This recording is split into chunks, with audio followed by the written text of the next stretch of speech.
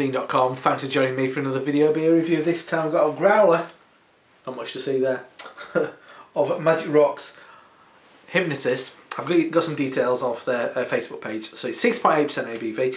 It's an intentionally hazy IPA brewed using Golden Promise, rye, oats, acidic malt in the mash for a smooth and light tart body.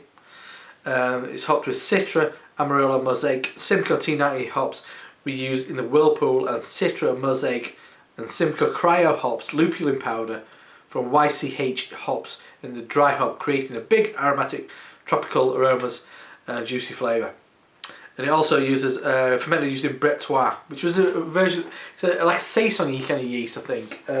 What they thought was a Brett, but then discovered that wasn't Brett. So the cryo hops are this kind of hop powder, which Magic Rock are one of the few breweries in the world. Excuse me a second. There we go, that's nice. Being given this hop powder, these cryo hops to kind of play around with.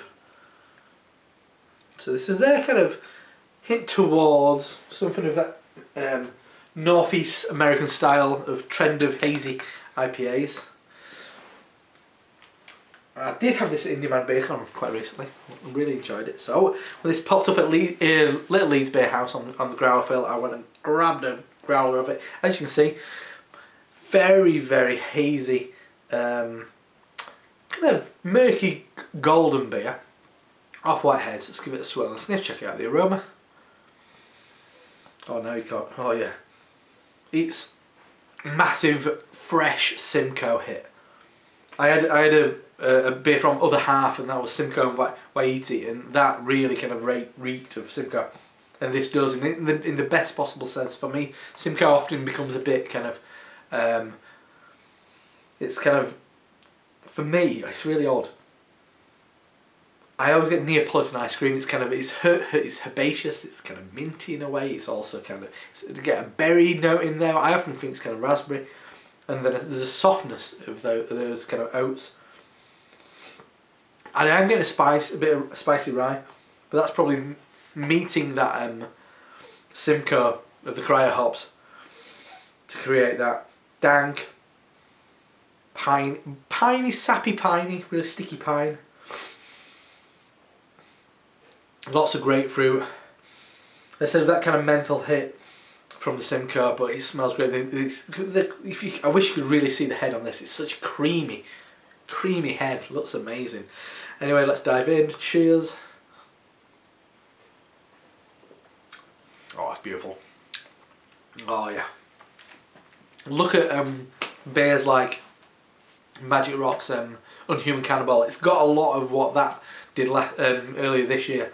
It's a very similar malt, very similar hop profile, I would imagine.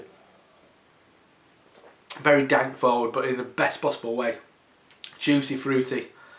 It's a bit more on the kind of nectarine, plum, more that kind of side of things, and the dankness of the pine, than the kind of more kind of pineapple mango. It's definitely on the kind of, and then yeah, I'm gonna say it's peach Melba for me. It's peach, apricot, nectarine, plum, and kind of raspberry. Slight menthol edge, a little bit chalky. Lovely creamy mouthfeel. It's not full like a lot of these northeast IPAs are. A lot more drinkable than that. Good amount of little bit of bitterness. Just a little spike of bitterness prickling around in there. Yeah, it's lovely, lovely stuff.